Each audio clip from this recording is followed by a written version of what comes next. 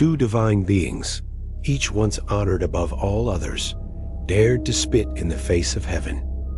One was born from stone, the other was forged from light. One shattered the gates of the Jade Palace. The other waged war against the throne of God. Their names are declared in moments of defiance. Sun Wukong, Lucifer.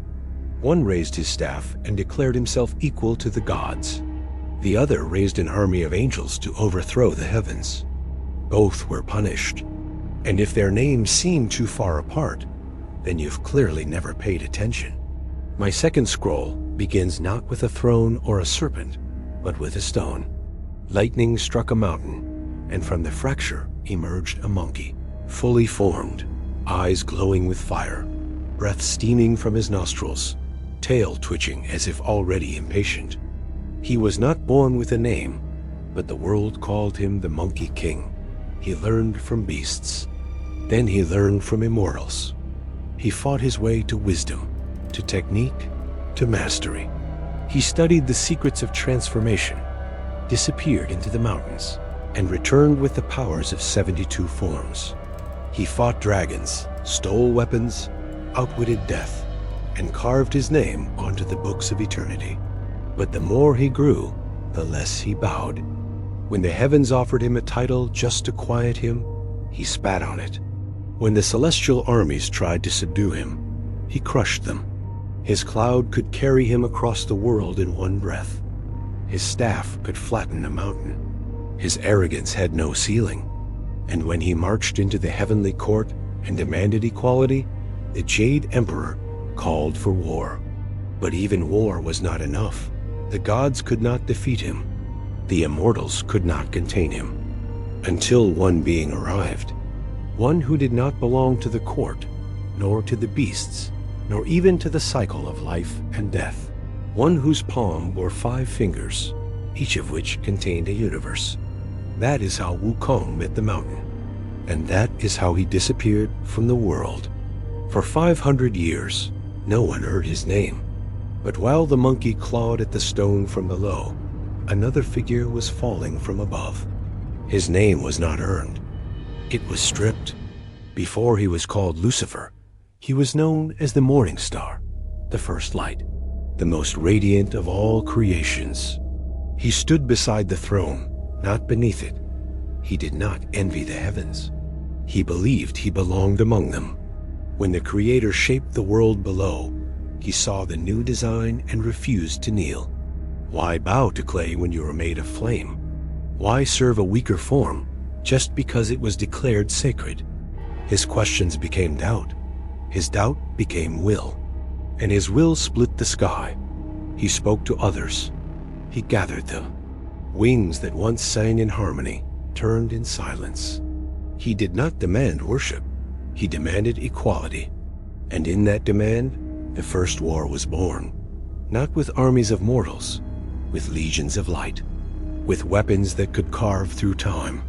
The war did not last long. Nothing that bright ever does. The Creator did not bargain. He did not argue. He named the rebellion treason and cast the morning star down with all who followed. The fall was not quiet. It tore open a wound beneath existence. Where they landed, the light burned away, and what remained was not weak. It was not broken. It was Lucifer, not reformed, but exiled, from the highest realm to the lowest pit. And in that pit, he did not ask for forgiveness. He built a throne. That is how Lucifer fell, not by mistake, not by weakness, but by choice. His refusal to kneel tore him from the heavens, and his will to rule forged a kingdom beneath them. While the monkey spent 5 centuries beneath stone, Lucifer reigned in a realm of ash and fire. But both remained exactly what they had always been, undestroyed, unbroken, and watching. Wukong waited under the weight of the 5 elements, surrounded by silence. He watched centuries pass, dynasties rose, kingdoms fell. None of it moved him. Until one day, the wind carried a voice. It was not loud. It was not divine. It belonged to a monk, a mortal, one chosen to retrieve sacred scriptures and walk a path no man had survived. His name was Tang Sanzang. He had no weapons, no armor, no army, only purity and purpose. And with him came a promise, redemption. The seal upon the mountain cracked. The monkey emerged thinner, colder, quieter, but not weaker. His power had not left him. It had simply waited. Bound by a magical circlet, he followed the monk westward. Not as a servant, not as a slave, as a guardian. But the rebellion did not vanish. It changed shape. He mocked demons, battled spirits, challenged temptations with laughter and fury. His path was not obedience, it was transformation. The great sage equal to heaven was not erased. He walked beside a man of faith and struck down those who preyed upon the weak. And somewhere, far below, in a place untouched by sun or moon, Lucifer watched with understanding. Because he too had followed one who made promises. He too had worn titles. And he too had chosen to walk alone. Lucifer's solitude was not a punishment. It was a throne he forged with his own hands. His legions remained loyal not through love, but through alignment. They too had fallen for choosing freedom over hierarchy. He was no longer the morning star. He was the adversary, the accuser, not of mortals, but of the very laws that held the cosmos together. While Wukong moved between mountains and illusions, striking down devils and facing the ghosts of his past, Lucifer remained still, anchored in a realm where time decayed and oaths turned to dust. His war had not ended, it had only gone deeper. He whispered into dreams. He walked unseen across the spines of prophets. He never stopped climbing, not upward, but inward, into every system built to resemble the one that cast him out. And yet, the comparison between them was never in how they fought. It was in why they refused to kneel. Wukong did not crave domination. He rejected the structure that denied him place. Lucifer did not seek applause. He denied the throne that demanded submission. Each declared that power unearned is not sacred. Each saw a world ruled from above and said no. But where one found a second path, the other burned every bridge behind him. The monkey changed without erasing himself. The angel reshaped himself until nothing of the original remained. That is why their names endure, not because they rebelled, but because the sky never truly recovered from what they did. Their powers are not equal, but their impact is. Sun Wukong commands the winds and the clouds, controls the size and weight of his staff with a thought, and shifts his form into 72 manifestations. No blade pierces his flesh, no fire consumes him. He crosses oceans in a blink and moves between worlds on a single breath. He commands monsters, mocks kings, and laughs in the face of death. But he is not limitless. His strength obeys rules. His rebellion, though immense, was eventually redirected. He chose to guard the monk. He chose to walk west. Lucifer does not follow rules. His light is not borrowed. His domain is not granted. It is taken. He does not change shape. He does not beg for disguise. His power is singular and absolute. He commands legions of fallen angels, bends realms to his will, and speaks with a voice that causes truth itself to tremble. His war is not over. His exile is not retreat. It is reign. Wukong strikes with fury and precision, a chaos forged into discipline. Lucifer unravels structures, shatters order, and infects every form of control with doubt. One burns from below, the other burns from within. Their paths never cross, but their shadows often meet. In places where power challenges the sky, their echoes follow, not because they are allies, but because their names are carved into the bones of rebellion. Where thrones rise, they appear. Where laws are unchallenged, they do not stay.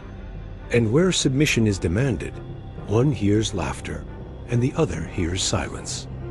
That is how you know they have arrived. Their existence is not measured by presence, but by disruption. Wukong brings imbalance to balance, forcing the divine to adapt or collapse. He does not destroy the heavens.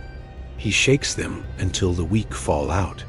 His battles are loud, filled with laughter, chaos, defiance, and force. But when he fights, it is not to conquer. It is to move forward, to challenge his own limits and tear down what insults his nature. Lucifer brings no laughter. He corrupts from within. His voice does not command. It seduces. He does not shatter kingdoms.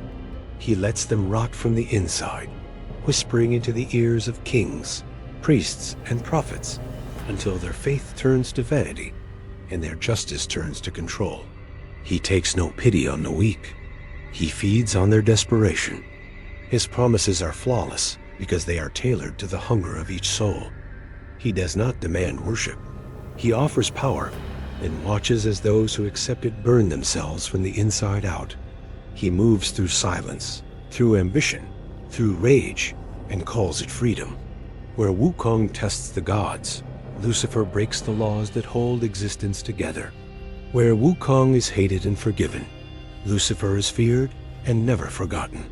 Neither of them has been destroyed, because neither of them can be. Wukong was buried, chained and sealed beneath the weight of 5 elements, yet he rose again. Lucifer was cast from the highest realm into the deepest void, yet he built a kingdom no god could erase. Wukong walks with mortals, not to serve them, but to prove that chaos can be shaped without being silenced. Every demon he strikes, every trap he survives, reminds the heavens that he still chooses his own path. He obeys nothing blindly. Not gods, not fate, only the vow he made to protect the monk.